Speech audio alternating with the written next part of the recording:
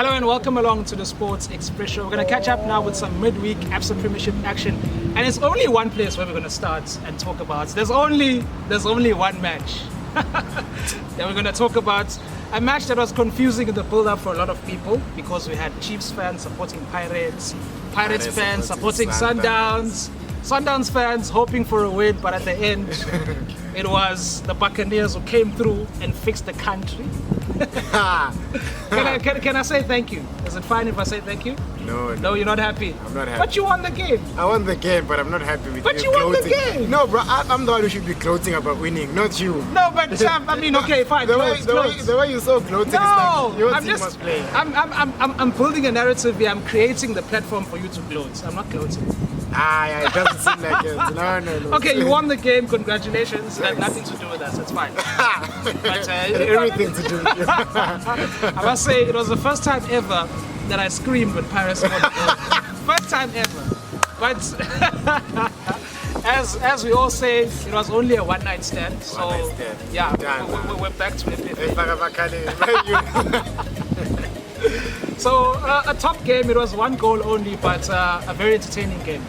Look, man, it was a game which I did see like one team winning it by an odd goal. Yeah. But I wasn't sure which team is going to win. But then going into the game, looking at the previous games, the teams that played on form-wise, Pirates for me were the team on form in terms of paper. Definitely. But then in terms of history and been playing in Orlando, the Sundowns had the upper hand. The Sundowns hadn't lost there for like 7 years with Vito, and they haven't lost to Pirates in 11 years now in the league. I mean, since 2011, not 11 years, sorry. Yeah. So history-wise, it was on Sundowns' side. Form-wise, current form-wise, it was with Pirates. So you see how tough it was to decide who's going to win. But then going into the game in the first half, yeah, man, Pirates were the better team in the first half, and they capitalized on being the better team. Because in these type of games, this is when you need to capitalize when you're on top of the opposition. Sundowns coming back from a Champions League, you always know that the factor of being tired, the factor of traveling, the factors of not having players in, key players like Uzwadi not being there. It's going to come into play, and it's going to affect the game. And for me, Pirates did what they should have done in the game. They controlled the first half and kept the tempo high, because I knew Sundowns, I knew Pito likes to control the momentum of the game. He likes to keep it low. He likes to have Sundowns on the board and play their type of football and try to slow the game down.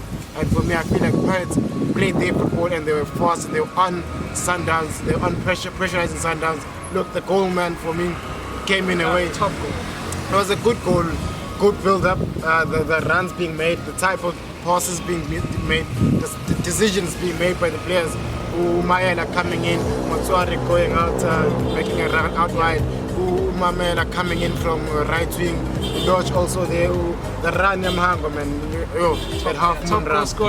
Top goal scorer. Unstoppable at the moment. Yeah, man. Look, he's having a wonderful season coming from events. He's coming back to. He's not coming back. He's coming into Paris. Yeah. Performing, he's scoring the goals. 11 goals now in 17 games for the club. They played 17 games. They're in 5th place. Look, it's a good game, but man, I just like to speak with the Pirates. They did a good job to capitalize on that mistake in Sundowns in the midfield for me. They went to sleep there. They were just nowhere to be seen. That was putting in the defense in a very, very tricky situation where you saw Utuma Dish had to come out to actually defend that Mamela passed. Then Mamela had the opportunity and the chance to split the defense apart and put a wonderful pass, and also giving it to a striker on form, obviously. So yeah, man. But then in the second half, it was a game of both teams just attacking each team. It was open. It was an open-ended game. But then defensively, Pirates for me still have a lot of work to do. I'm still not convinced that much with Pirates. Although it's their first clean sheet in like 7 league games, their first clean sheet. So it says a lot defensively. St. Bauer has come in and tried to stabilize the team. Those changes he made for me were it shows the difference between the experience between him and Mukwena as a head coach. No offense to Mukwena, but Mukwena likes to make attacking substitutes when the team is winning 2-0, for instance. And then this is Bauer winning 1-0. He took off Umamela Wafagalo, that 19-year-old right back, and also Umayela also came out from Genudengane. So you see, he made defensive changes because he saw the game looked okay. Opportunities of us scoring another goal are very slim, so let's just try and protect what we have. If we get a draw, it's fine, it doesn't mind. Do you think Sundowns were nervous going into this one because they started the first half really slow? Do you think they got caught up in the whole build-up of the game and what was at stake if they were to drop points in that game, because Chiefs would solidify that 9-point lead? And of course, don't forget they're playing Super Sports again this weekend, which is a tough encounter for them, which they could possibly drop points again. Yeah. And Look, Chiefs are playing Leopards. Yeah, look, when I watched Sundowns fixtures last year in December, when I saw them Brits twice, the Pirates twice, and them Super Sports. So that's when I said, this is where Sundowns are going to win or lose the league. Yeah. And it's happening now. For me, I feel like Sundowns are slowly but surely going to lose this league. I know some are going to say it's too early to say, but for me, this is where it's going to matter now. Because Chiefs, look at the games they have. It's not, I know, man, going up to Rio Kunjan, it's going to be tough. But going back to your question, the Sundowns, they were a bit scared. Yeah. Because, man, the pressure was on them for them to actually perform. It showed. They needed the 3 points. They knew Peter might have played it down on the players saying, guys, go there, play football. But deep down, they knew they need these 3 points to keep that gap very slim to 6 points. Yeah. 9 points is, some would say, it's not that much, still a lot of games left, but it's very difficult to cover all 9 points against the Chiefs team that's just winning left, right, and center. For me, that's it's not like they're also winning games. A lot of their games, they're also drawing games, dropping points. So it's not about Chiefs, what Chiefs is doing. It's about what they are doing as well to close that gap. So you can always talk about closing the gap, but if you're not winning games, if you're not getting points on the board, then how are you closing the gap? That comes into perspective. That when you look at Sundowns, how they play. They're playing a false 9. If you look at their attacking trio last night, it was Serino, Villagazi, and Pulisi. Those guys, all 3 of them are not strikers. Afonso, their main striker, and Meza, their main striker, are all injured. And even if they don't pay them that much, Meza and Afonso. So Sundowns, for me, if you look at the past 3 games or 4 games they played in the league, they haven't scored more than 1 goal. So it really comes to show good, okay, they're struggling to find those goals. And struggling to find goals is a very, very difficult thing when you want to win the league. Because Sundowns, at the back, they're defensively sound for me. Umadisha is one player who just can't. In the midfield as well. And then Ukekana, Uchad, and then you've got also Umabunda. There's Swani as well. There's Swani, there's Serino, both attacking and defensively. It's very good. So I feel Sundowns, they're just missing that striker, that main striker up there, because that false 9 type of football they're playing is not getting them the goals they need. Abu Filagas, Abu Mapoa, they're not actually providing those goals. Those are players who actually do the hard work there, and they need the players there. Those are players who actually like to pass the ball to the striker and not be the striker. So I feel like they need to change that kind of form they play they're playing and actually go out with the main striker. Look, when Afonso played against the Maritzburg, he scored 2 goals. So it really shows in the final, yes, in the Telkom final. So it really shows that Sundowns need to have a main striker, a focal point, and maybe if you take it from there, once they can find those goals and then continue winning games and start again to win games. Because right now, it's difficult for them to find a win. Okay, so soon we're gonna have like 10 games left in the season. Everyone has played more than 15 times. So I just want to paint a picture now, because Bedford's Wits are also winning, right? Everyone seems to be ignoring Wits because they have the Chiefs. No, everyone, even Sundowns fans are knowing that Bedford's Wits is there because they have all these games in hand, because they're also playing in Africa, they're traveling, they're coming back to play games. They won last night, and they're looking to be winning their games and upsetting the big teams as well.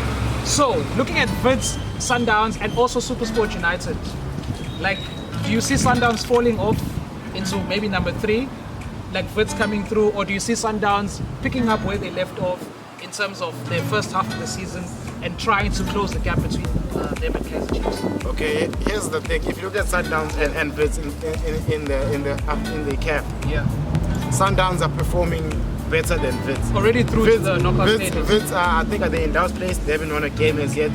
They're playing their B team, so to speak, in the CAF now. Kevin Hunt said. So for me, the focal point for Wits is not the CAF, it's the league. And the focal point for Sundowns right now, Peter, might shift to the CAF because they're through now. So there, I feel like after that, it's gonna come into play with Wits. Yes, they have game in hand. Yes, that's why no one is noticing that, because they know with having games in hand doesn't mean you have points in hand. Exactly. So it doesn't really matter how to speak about them. Yes, have them in mind, it's okay. They still can get those 12 points that they have in hand, but Are they going to get those 12 points is another question. Yeah. So for me, I feel like if it's very difficult for them also because the pressure is building on them to win. Because what Chiefs is doing is not building pressure on Chiefs, but building pressure on those chasing Chiefs. So I feel like if the pressure is on them, so I can't really say Uti, they are gonna leapfrog the Sundowns. Okay. I can't really say that, but I feel like those games in hand might come in handy for them At the end. regards if they are gonna like take the opportunity to win those games. Because the game that they played against the Celtics last night, sure, it was hectic, right? It was a High-scoring game. High-scoring game. Yeah. 5 goals scored. They were leading at some point. They were losing at some point. They came back to Jordan. They went on to win again. So it was a bit of a roller coaster game. A game that both coaches don't like to see happening, where you win, you lose. At some point, you're winning. It's a draw. Now you it's a type of game that coaches don't like to play. But it's an exciting game for us as fans, man. But congratulations to you fans. The win, man. Abonang get those goals scored. Willem is still performing. Yeah. About Domingo and the Gift, man. Gift, his head is, I think, his revived his career at Vets. He went, apparently didn't do well. That well, he was missing those clear chances. He went to Baroka. He revived it somehow. Went at Vets is scoring week in, week out. Yeah. So I feel like coming off the bench, he came in and scored that third goal for the Vets. So I feel like if Vets, right now, it's all in their hands right now. That's what I can say. Yeah. But will they use it? Yeah, that's the main thing. And another thing with Wits is that for the 12 points that they have left, those games in hand, they have 2 against Kaizer Chiefs because Wits haven't played Chiefs this season. But we're going to see how that's going to fare up. Of course, it's going to be exciting. The last run or the last stretch of the Absa Premiership going to May. May is very far. Pizza always says it's very far. But no, I don't feel like I don't feel like it's that far It now. looks like it's looking almost at done. this game. I think this league is going to be won or lost in January. That's what I'm going to say. January and February. Whew. That's all I'm going to say. Because look at these games coming up. Yeah. I'm going to put my hand out there and say, or my head rather, not my head. Head on the block. Head on the block and say, Chiefs and Vits, one game, there will be no winner. So that's going to be very difficult because Vits, if they're going to win this league, they need to beat Chiefs twice. And I don't see Vits doing that. Vits are not going to win. They're not going to. If they're going to win this league, they have to beat Chiefs twice. And Chiefs, I doubt Chiefs are going to beat Vits twice. What I'm going to say is we're all going to be glued to our screens. We're all going to be watching the Absa Premiership because it's exciting. It's one of the most exciting Absa Premiership seasons we've had in recent years. Thank you so much for joining us today. We're going to catch you next time. Keep watching the Absa Premiership. Ciao.